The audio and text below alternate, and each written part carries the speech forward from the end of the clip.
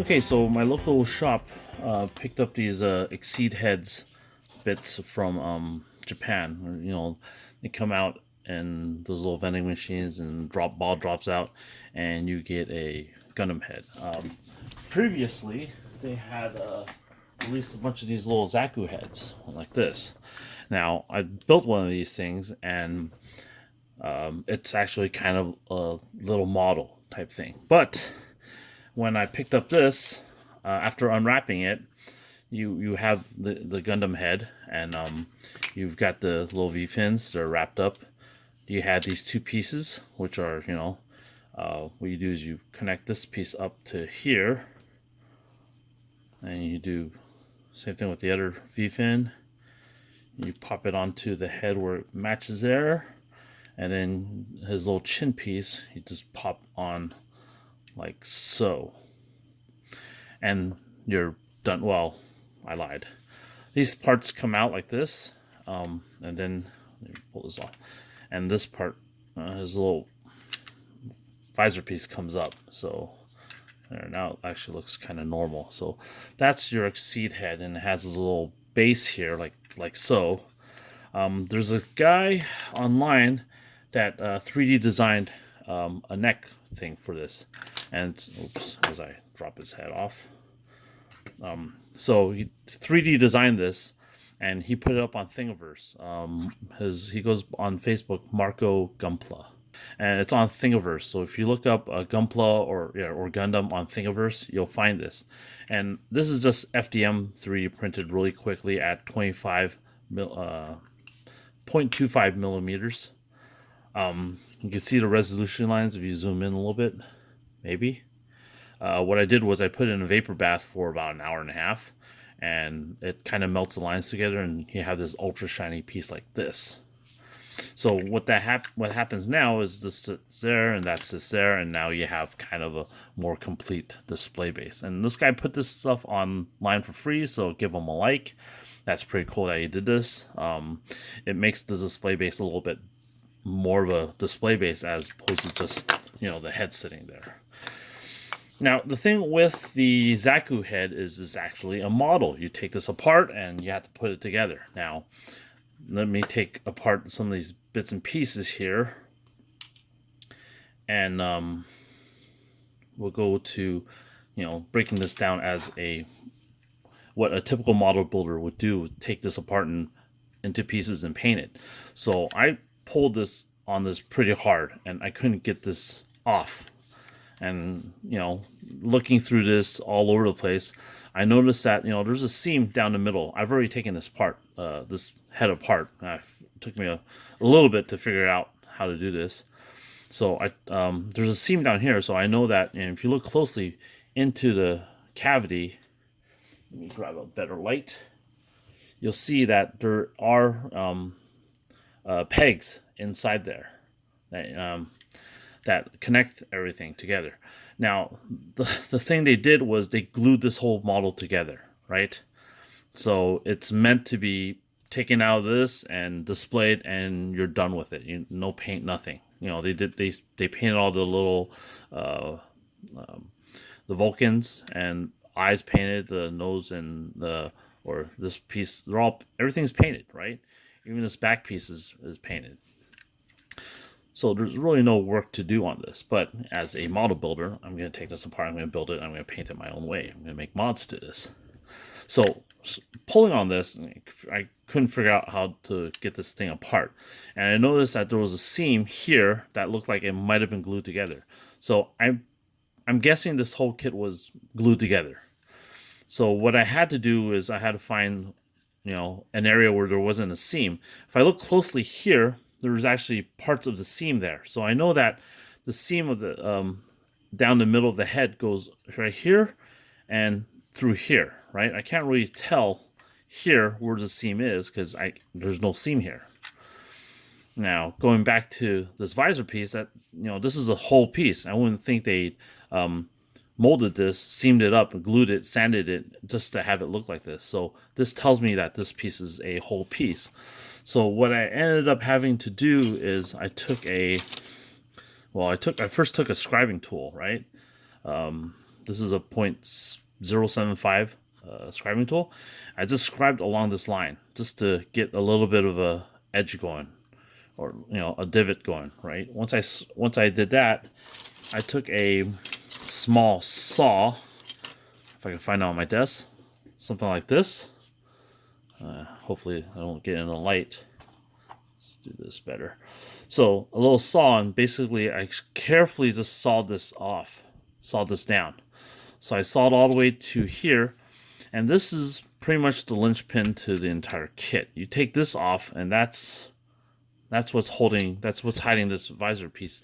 And you see the glue marks of where they glued this kit together. I mean, this thing was pretty much glued together. What happened was, I tried to pull this apart now.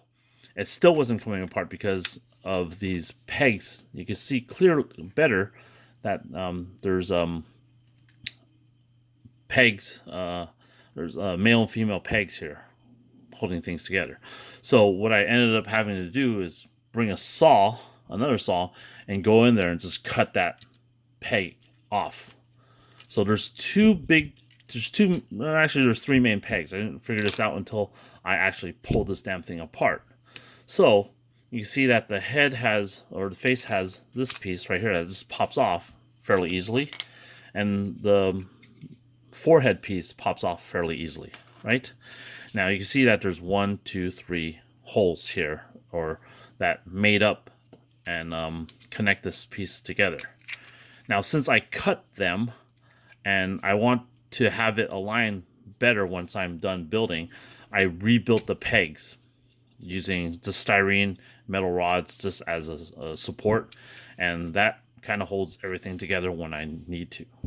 Now, if you're ever playing with one of these kits and you're pulling this apart, right? You're pulling this their cheeks off the side of the head. You're gonna pull really hard, and you're gonna figure out you can't pull this apart because there's actually a screw in there. So you're gonna have to take a screwdriver and then pop that off. So you see that this is one piece. This is the slider that goes in here. And it's directional, so there's one for each side that connects to this piece, and then you slide in and out like so. So pop that off. This piece is glued to here pretty solidly, so I'm not gonna worry about trying to cut this off. I'm just gonna paint, mask, and be done with it, right? Because it seems like just too much work to just rip this piece off. I did gouge these pieces off, the Vulcans off, because they're really ugly. Plus, on this kit, since it's glued together, the other side was actually looked like this. It was half out. So I really needed to gouge that out. And what I'm doing is I'm going to replace that with a homemade visor,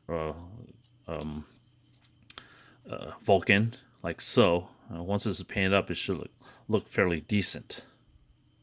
So that's, neither here or there.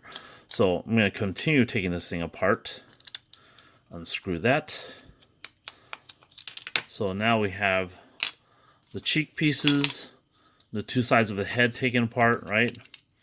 And then we get down to this visor piece.